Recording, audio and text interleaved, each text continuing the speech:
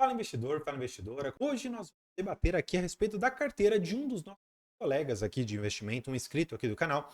Ele entrou lá no nosso grupo do WhatsApp, que inclusive está aqui na descrição, você está convidadíssimo a entrar. E ele falou: André, você pode dar uma olhada na minha carteira? E aí, então, depois muitas outras pessoas pediram para que eu fizesse um quadro aqui no canal, analisando a carteira dos inscritos. Se você quiser ter a sua carteira analisada, basicamente você precisa tê-la cadastrada ali no Investidor 10, compartilhar comigo a sua carteira, e então você tem aqui a sua carteira analisada. Mas claro, os membros do canal têm total prioridade para, claro, querendo trazer a sua carteira aqui para eu dar uma olhada, falar um pouco do que eu posso trazer aqui para vocês de conhecimento e alguns pitacos. Claro, eu já quero antecipar nesse vídeo que nada do que eu vou falar recomenda-se a venda ou a compra de qualquer ativo, ou até mesmo uma mudança drástica aqui de estratégia.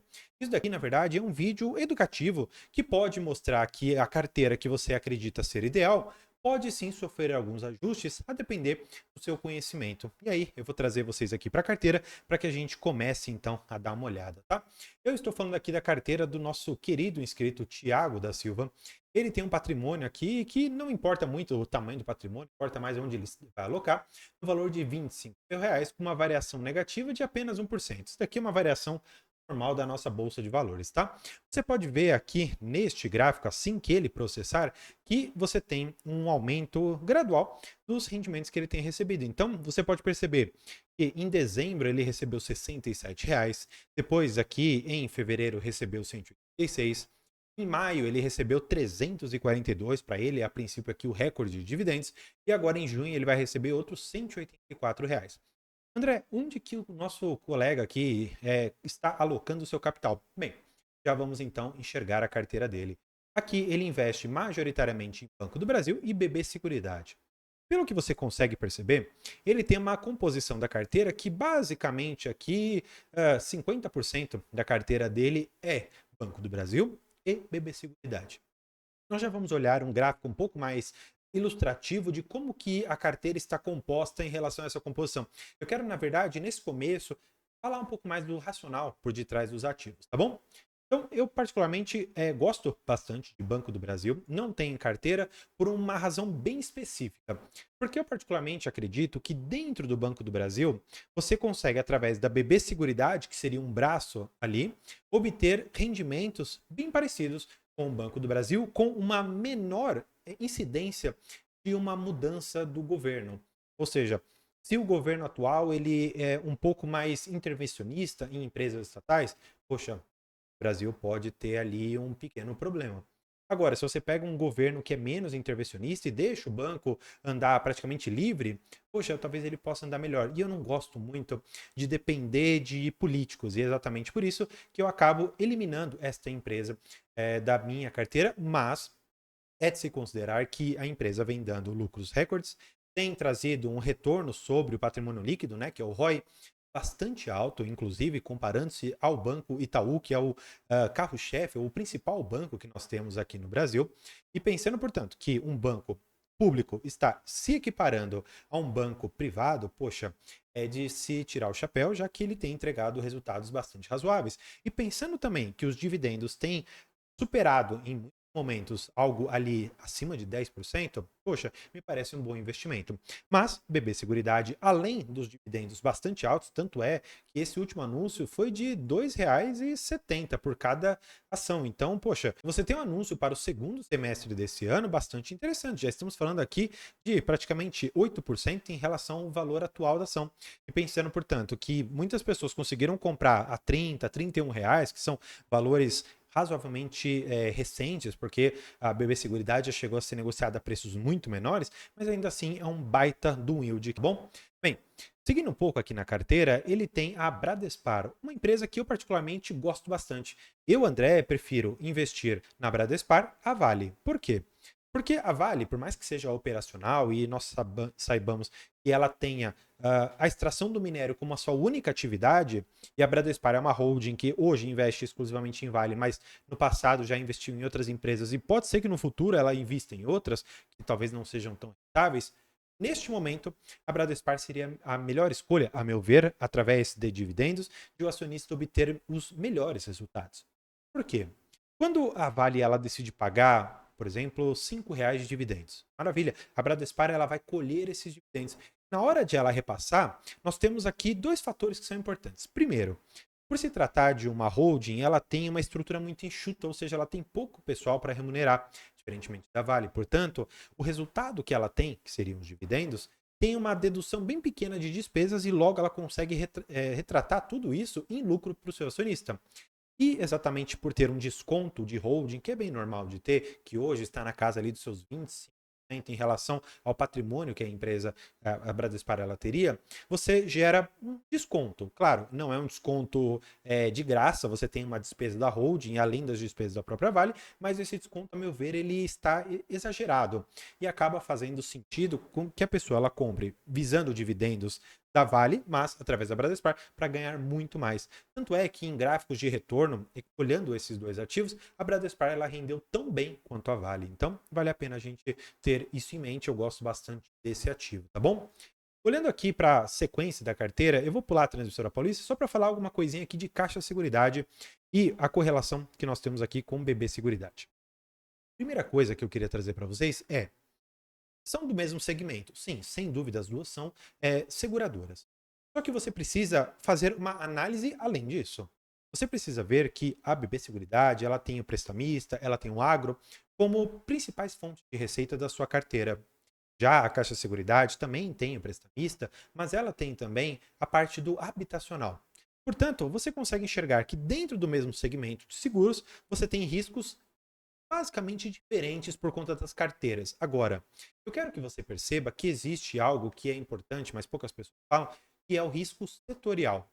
Quando eu me exponho excessivamente a um determinado setor, como por exemplo aqui o seguro, imagina que a SUSEP ela decida emitir um normativo que determine alguma obrigação ali para as seguradoras, no sentido de que elas precisam ter um maior índice de cobertura.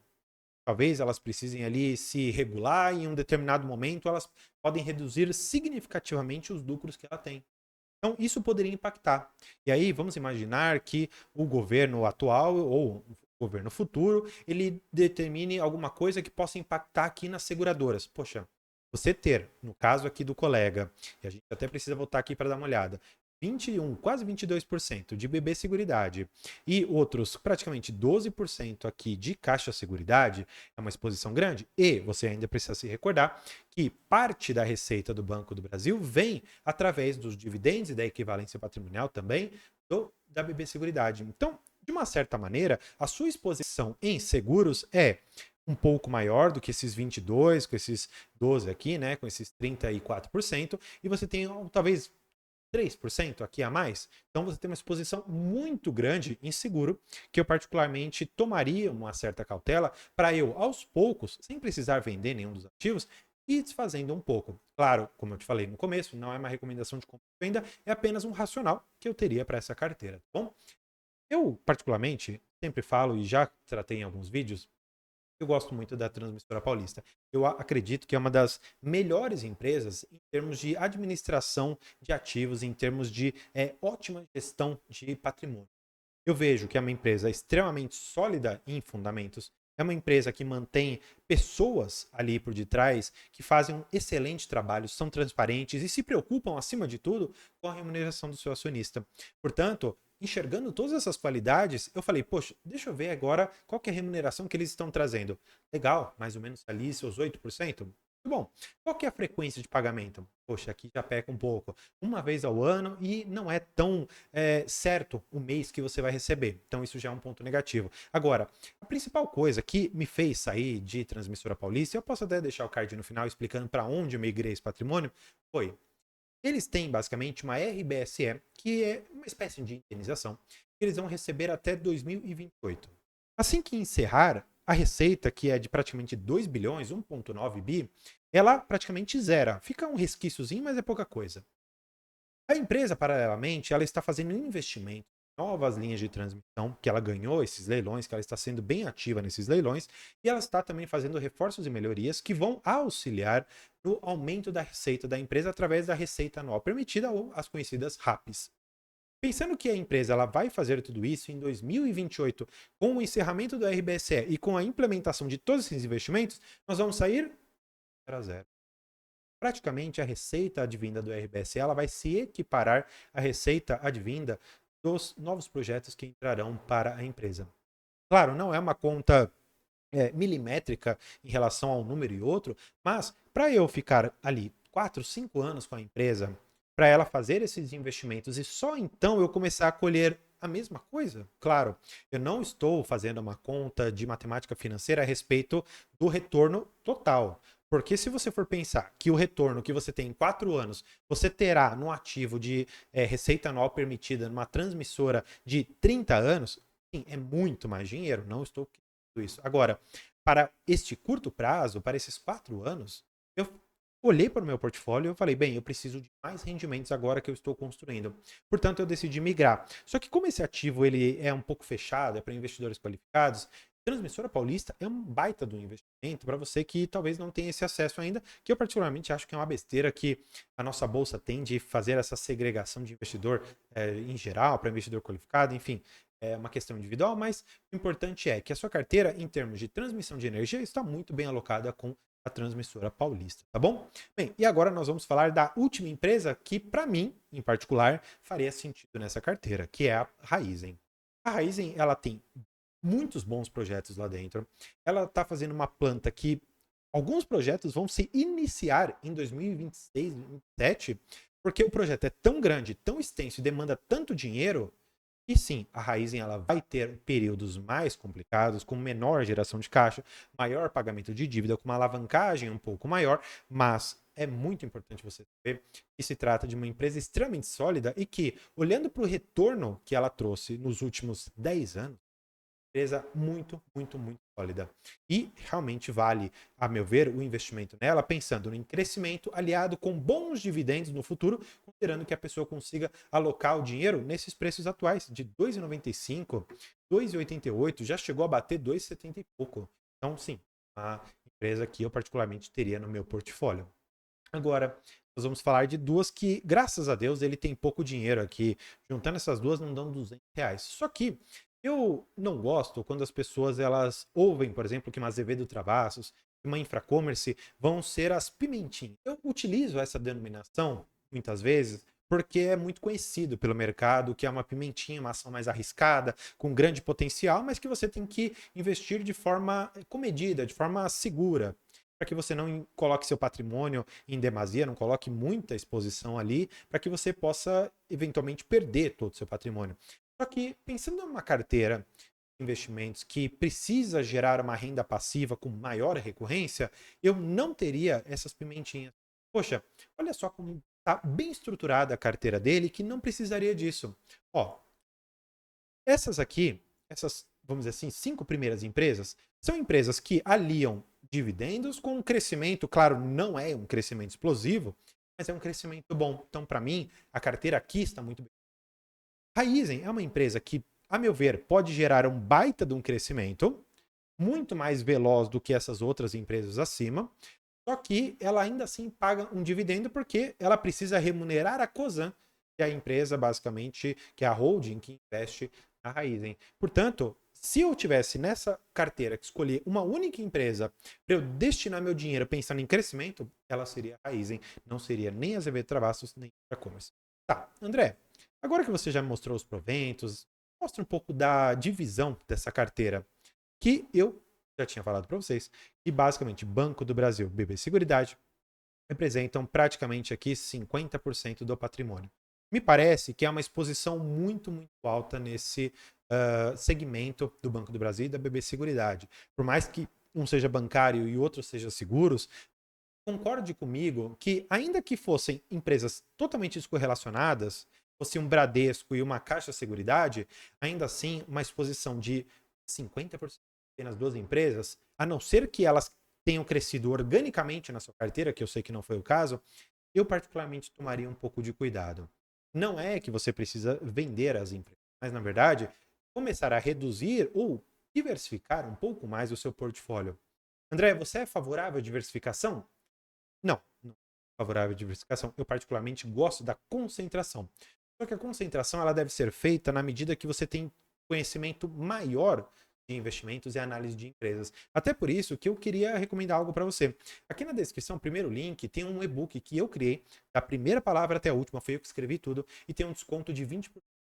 Lá eu falo e explico como você analisa demonstrativos, tanto de resultado quanto de fluxo de caixa, balanço patrimonial, mostro diversos indicadores, como você calcula, como você acha, como que você interpreta, e ainda coloco lá histórias de investidores de sucesso e explico por que as estratégias deles deram certo, base em todo o conhecimento que eu mostrei no livro. Então espero que você goste, tá com desconto legal. Mas colocar uma parcela grande do seu patrimônio em uma ou poucas ações, sim, diversifique, é melhor.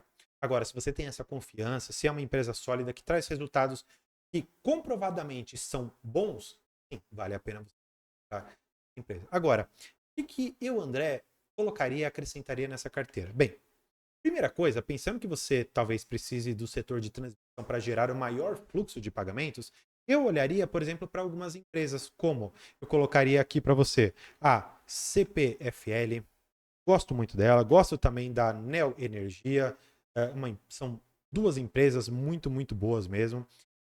Pensando, por exemplo, em outros segmentos como saneamento. Sim, eu gosto muito de CSMG3, gosto muito de Sanepar, que são boas empresas também. Acho que valeria a pena você dar uma olhada um pouco aqui nas empresas. A gente pode também falar um pouco de Irani, que é uma boa empresa. A gente pode pensar em Suzano, que são as do segmento de papel e celulose, que eu particularmente gosto bastante. Mas eu estou falando aqui o que eu faria, considerando aqui essa sua carteira, tá? Agora, o que mais que eu acho que valeria a pena você colocar nessa carteira para gerar o maior fluxo de recebimentos mensais? Poxa, eu colocaria os FIIs, colocaria, talvez, se você gostar, um Fiagro. Vou colocar aqui um Fiagro. Colocaria também FI Infra, que eu gosto bastante também, são muito bons. E claro, você pode diversificar tendo renda fixa, você pode querer ter investimento exterior, mas se eu tivesse que montar a carteira, eu montaria de forma colocando aqui algumas ações e alguns veículos de investimento diferentes para você poder obter retornos de fontes bem diferentes das ações. Seria também bastante interessante e dentro das ações ter segmentos diferentes que eu acho que também poderia valer bastante a pena aqui para o seu portfólio. Tá bom? Bem, eu espero que você tenha gostado. Querendo que eu analise sua carteira, basta você entrar no nosso grupo lá de investimentos e mandar depois o link da sua carteira, que conforme for aqui a demanda, eu vou dar uma analisada. Espero que você tenha gostado. Se você gostou desse conteúdo, inscreva-se no canal para conhecer mais sobre o conhecimento financeiro necessário para você investir com segurança e, claro, para você continuar. Eu vou deixar um vídeo aqui. Muito obrigado. É isso aí.